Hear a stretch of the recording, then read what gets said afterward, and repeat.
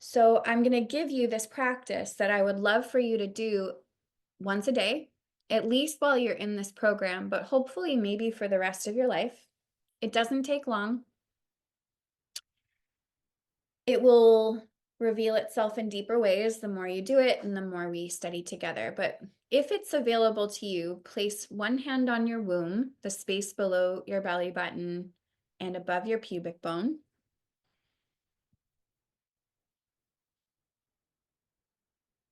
And we've already contextualized where we're at in our cycle, our perinatal, peri, and meno journey. But taking a moment to reflect on that again. So I'm late luteal, late inner fall. Maybe you know the day you're on. I think I'm like day 26 or 27.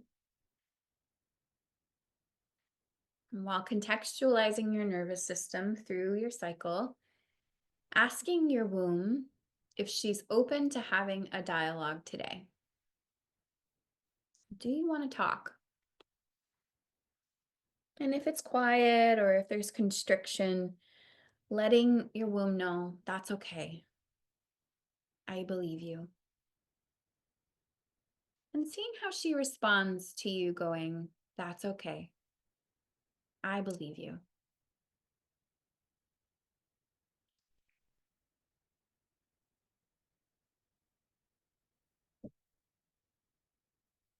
If she's open to talking, she will likely express it through the channels of pelvis, namely pleasure sensations, images, impulses, maybe words, thoughts,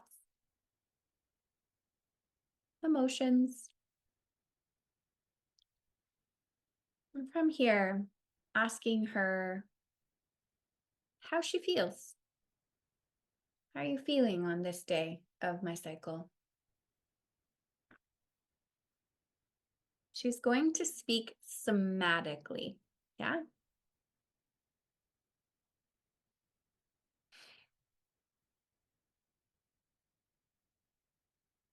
Just listening, remembering it's quiet. That's okay. The more you practice this, the more you'll hear.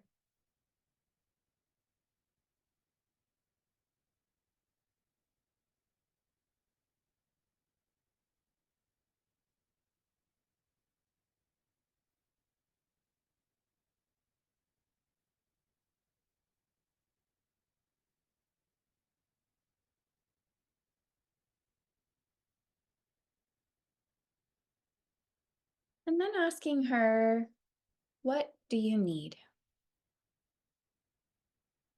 What do you need?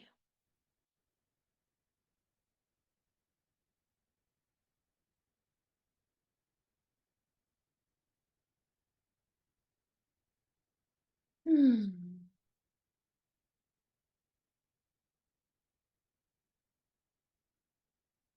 And when you're ready, thanking your womb for this dialogue, tracking how the rest of your body responds to this conversation, this somatic communication you've had with your womb.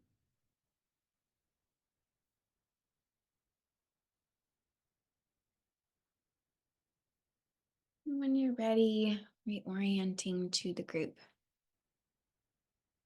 So, love to hear how that felt, what you heard.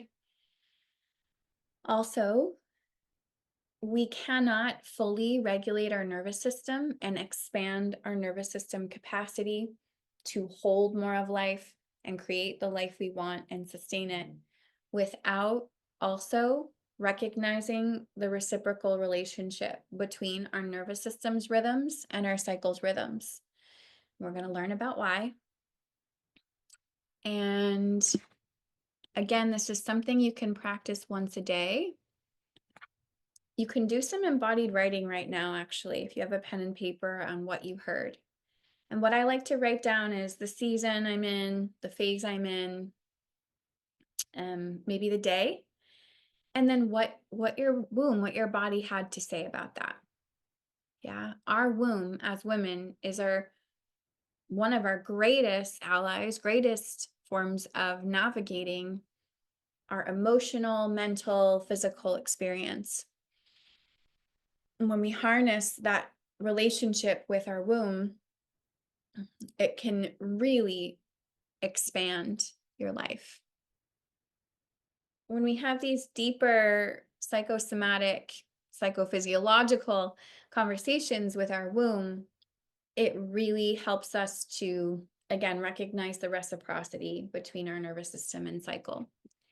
There are 4 phases to our cycle: our menstrual phase or inner winter, follicular phase or inner spring, ovulation or inner summer, and then the last one is our luteal phase or inner fall. And I'm going to be speaking about the cycle from a 28-day perspective. You might have a shorter cycle, you might have a longer cycle, especially if you're in perimenopause, right? And I think more than anything, instead of like using these apps and going, this number means I'm on this in this phase, having the dialogue matters more, if you ask me. Yeah. So recognizing these 4 phases, how they begin to shift in our perimenopausal journey, there's going to be less predictability, more spontaneity, more unruliness. Yeah. So, and then in menopause, it's not like once we go through menopause, we become like men. We don't. We actually continue to cycle. And my teacher, Dr. Kayla Osteroff, teaches that the reason women still feel cyclical post-menopause is not because of hormones, but because our physiology, our nervous system, has gone through this so many times that it still is creating it. So we have these regular waves of activation in our nervous system, ideally followed by deactivation. When we have both, most of the time, not all of the time, because that's not life, when we have regular waves of activation, not actication, and deactivation, we have more nervous system capacity, meaning we can handle more of life. We have a higher threshold for life giving us more. And what I say is when you heal your nervous system, life is going to give you more. It will. And that includes all of it. So yes, when I healed my nervous system, I became a better mother.